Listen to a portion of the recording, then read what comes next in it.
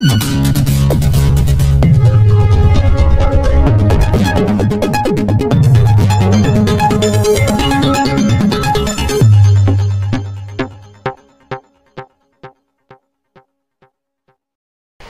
असतील, उपसरपंच असतील, गावकरी असतील यांच्याशी संवाद साधायचा, त्यांच्या प्रशासनाकडूनच्या काय अपेक्षा आहेत ह्या जाणून घ्यायच्या.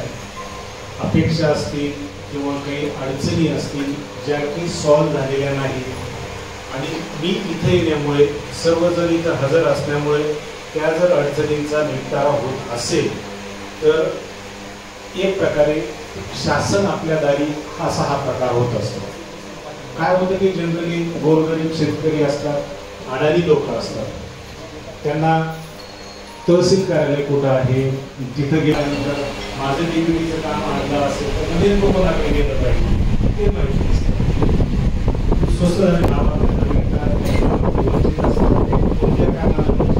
त्या महिला पण आहेत. त्या महिलांनी 2-3 वर्षापूर्वी महसूल विभागाला आमचा शिवरस्ता मोजून देण्यात यावा म्हणून 21,000 रुपये हे भरले, फीस भरली. 1.5 वर्षानंतर एकदाही त्यांची बोलणी झाली. तत्कालीन तहसीलदार यांनी उपअधीक्षक भूमी अभिलेख बीड जे आहे त्यांना पत्र काढलं की तुम्ही या ठिकाणी त्यांना मोजणी करून द्या, खानाखाना करून द्या. मात्र त्यांनी काही त्याला दाद दिली. त्यानंतर 12 ऑगस्ट आता या 12 ऑगस्टला आम्ही सगळ्यांनी मुळकवाडी या ठिकाणी रास्ता रोको आंदोलनाचा इशारा दिला.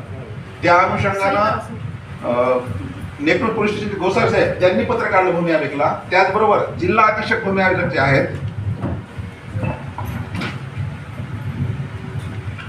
ते आम्ही पहिल्यांदा 5 तारखेला आंदोलन दिला होता.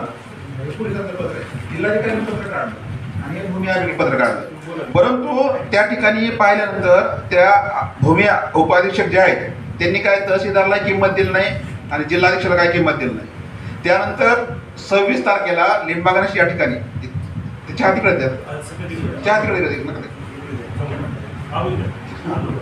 तर त्यानंतर 26 आता या 26ला आम्ही लिंबागणेश या ठिकाणी रास्ता रोको केला. त्या रास्ता रोकोमध्ये त्या माता भगिनी त्या रस्त्यावर आल्या होत्या कारण की त्यांची मुलं बाळ जे सर ते चिखलामधनं त्यांना शाळेत राहतो. एका माणसाच्या बहिणीला सर्प चावला होता. त्या माणसानं 1 किलोमीटर अंतर ते खांद्यावर घेऊन जेव्हा दवाखान्यात गेला तर दवाखान्यामध्ये त्याचे कपडे भरलेले पाहून ते डॉक्टर म्हटला की तुम्ही काय दारू पिऊन आला का. इतकी विचित्र अवस्था. ते लोक आले त्या ठिकाणी. त्यानंतर सर 26 तारखेला कोणी आलं नाही, मंडळाधिकारी तुमचे आले होते, त्यांनी दिलं. त्यानंतर दुसऱ्या दिवशी मी ह्यांना म्हटलं होतं की जर त्या दिवशी तहसीलदार तुमचं माझं फोन बोलणं झालं नाही आले तर दुसऱ्या दिवशी आम्ही म्हणला जिल्हाधिकाऱ्याला कुलूप लावतो. दुसऱ्या दिवशी मी तुमच्या ऑफिसला आलो, तुमची काय भेट झाली नाही. परंतु हजारे साहेब होते, आम्ही त्यांना दिलं की जर 7 दिवसामध्ये प्रश्न नाही मिटला त्यांचा तर 7 तारखेला आम्ही जिल्हा अधीक्षक कृषी भूमी अभिलेख जे आहे त्यांना कुलूप ठोकणार आम्ही, कारण ते काही कामातच नाही. आम्ही तसं SP-ना पत्र दिलंय, कलेक्टरने दिलंय, हजारे साहेबांना पण पत्र दिलं. आता ते लोक महत्वाचा मुद्दा म्हणजे एक पाणंदाचा सरपंच म्हणले एक तर निधी मिळत नाही. त्या सरपंचांना शासनामध्ये अधिकाऱ्याकडे जा, मंत्र्याकडे जा, 5,000% दिल्याशिवाय काय वर्क ऑर्डर येत नाही. त्यांनी मंजूर करून आणलेला सर तो रस्त्याचा निधी परत गेला. इतकी वाईट अवस्था. आता या लोकांना परत रस्ता निधी आणायचा आणि तुम्ही त्या दिवशी आल्यानंतर काय केलं, पुढं काय त्या पत्रात काय केलं पुढं. तर त्याच्यामुळे मला जेव्हा कळालं की तुम्ही आज येणार आहे त्या मुद्दाम त्या लोकांना महिलांना म्हणलं तुम्ही या ठिकाणी या म्हणलं. त्याचं निवेदन मी तुम्हाला नंतर जेव्हा वेळ देतो मी तुम्हाला. त्या ठिकाणी हा चालतं. हा एक प्रश्न आहे. लिंबागणेशमध्ये 6 रस्ते सर सरपंच असतील, मी वैयक्तिक सामाजिक कार्यकर्ते